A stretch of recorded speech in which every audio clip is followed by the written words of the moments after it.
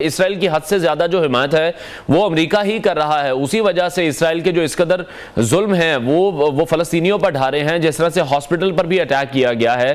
امریکی صدر جو کہ اسرائیل کا دورہ کر رہے ہیں، اسپتال پر حملے کے بعد اردن، مصر اور فلسطین اتھارٹی نے ان سے جو طے شدہ ملاقات تھی وہ بھی منسوخ کر دی ہے. یہ ملاقاتیں منسوخ تو ہو گئی ہیں، ایک سٹرکٹ میسج تو دے دیا گیا، لیکن کیا آپ یہ سمجھتی ہیں ملاقاتیں منسوخ ہونا مسئلے کا حل ہوگا؟ میں آپ کو یہی میں آپ سے گزارش کر رہی ہوں کہ یہ سب ہوا ہے. تو یہ نیو چیزیں، نئی چیزیں ہیں، یہ فرسٹ ہیں. پہلے نہیں ہو رہا تھا، بہت سالوں سے نہیں ہو رہا تھا. اسرائیل کمفرٹیبل ہو گیا تھا کہ اب ہمیں کوئی ریزسٹنس کا کوئی سامنا نہیں ہے، ہم جو چاہیں کر جائیں گے اور ہماری ویکسینیشن بھی آئے گی. میرا خیال ہے وہاں تعطل آیا ہے. ضروری ہے کہ جنگ بندی ہو.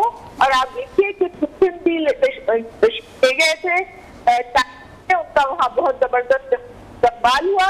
China is emerging as a mediator state, وہ بھی چاہتا ہے کہ جنگ بندی ہو.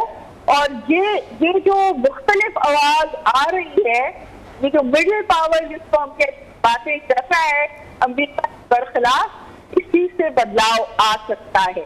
میں یہ نہیں کہہ رہی کہ خدا نہ کرے پیلسٹائن کے ساتھ زیادتی نہیں ہو رہی، ایسی زیادتی ہو رہی ہے جس کا کبھی بتاوا نہیں ہے.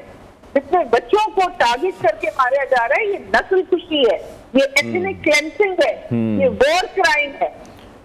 ٹھیک ہے عمر صاحبہ، ابھی جس طرح امریکن صدر کی ہم نے سٹیٹمنٹ دیکھی ہے، وہ یہ کہہ رہے ہیں کہ نام حماس کو جیتنے دیں گے، نام پیوٹن کو جیتنے دیں گے. تو آپ دیکھ رہے ہیں کہ عمل دخل رشیا کا بھی اس تمام معاملے میں ہے. رشیا کتنا کردار ادا کر سکتا ہے جنگ بندی کے حوالے سے، یا جو کلیشز ہیں بٹوین امریکہ اینڈ رشیا وہ کس حد تک بڑھ جائیں گے پھر؟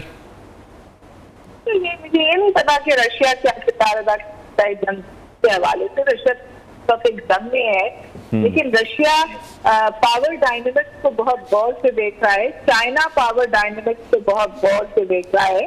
اور رشیا کے لیے یہ ان سم ویز خوشائند بات ہے، کیونکہ ظاہر ہے کہ یوکرین سے اٹینشن کم ہوگی ویسٹرن ورلڈ کی، اور مڈل ایسٹ کی طرف ان کا فوکس بڑھے گا، جو رشیا کی فیور میں جاتا ہے. ٹھیک ہے. اور حماس کے اس حملے سے جیسے جی